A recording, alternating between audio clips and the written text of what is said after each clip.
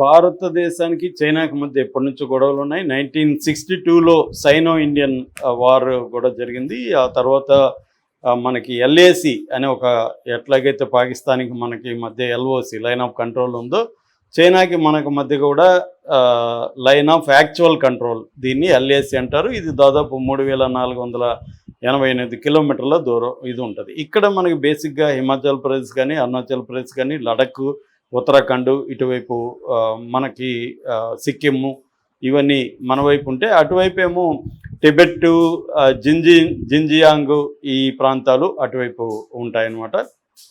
Mid సెక్టర్లో హిమాచల్ ప్రదేశ్ ఉంటుంది. So 240 కిలోమీటర్ల దూరంలో. దీన్ని చైనా ఏం చేస్తుందంటే అరుణాచల్ ప్రదేశ్ని ఆక్యుపై చేయడానికి ట్రై చేస్తుంది. అరుణాచల్ ప్రదేశ్ మొత్తంగా 90,000 చదరపు కిలోమీటర్ల వైశాల్యంలో అరుణాచల్ ప్రదేశ్ ఉంటుంది. దీన్ని సౌత్ టిబెట్ అని పిలుస్తారు వాళ్ళు. అంటే అరుణాచల్ ప్రదేశ్ని వాళ్ళ భూభాగంగానే పరిగణిస్తారు. సౌత్ టిబెట్ అని, తర్వాత జాంగ్నన్ అని వాళ్ళు పిలుచుకుంటున్నారు.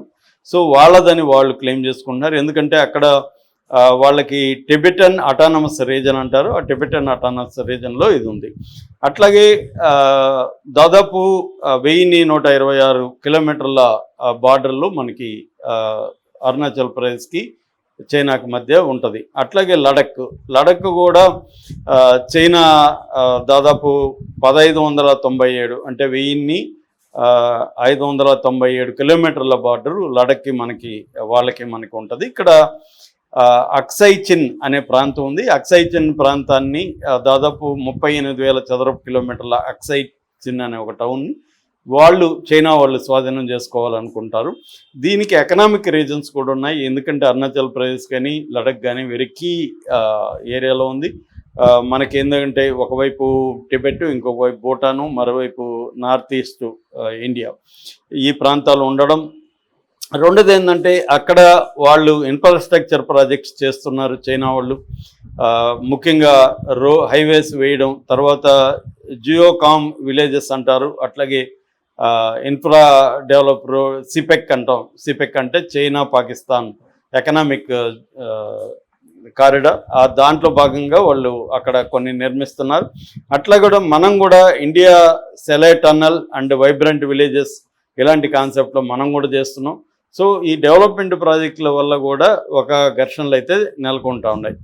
ముఖ్యంగా 2022లో తవాంగో క్లాష్ అంటారు. 2022లో పెద్ద ఎత్తున క్లాష్ వచ్చింది మనకి వాళ్ళకి మధ్య. ఈ అరుణాచల్ ప్రదేశ్ దగ్గర వాళ్ళ సైన్యం PLA అంటారు వాళ్ళని, పీపుల్స్ లిబరేషన్ ఆర్మీ.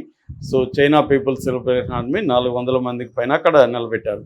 అట్లాగే ఈ LAC line of actual control 1996లో ఏర్పడిందా ఒక రూల్ ఏర్పడింది. అక్కడ ఏంటంటే అక్కడ బార్డర్లో ఉన్న సైనికులు అటువైపు కానీ మన వాళ్ళు కానీ ఆయుధాలు ఉండకూడదు, ఫైర్ ఆర్మ్స్ ఉండకూడదని ఇది ఏర్పడింది. అందుకని వీళ్ళు కొట్టుకొని చచ్చిపోతుంటారు అప్పుడప్పుడు. చైనా వాళ్ళు, ఇండియా వాళ్ళు మనకి ఆ వీడియోలు చూస్తే వెళ్ళి కొట్టుకుంటూ ఉంటారు అనమాట. అది ఫన్నీగా ఉంటుంది, సైనికులు పోయి కొట్టుకుంటూ ఉండడం ఏంటని.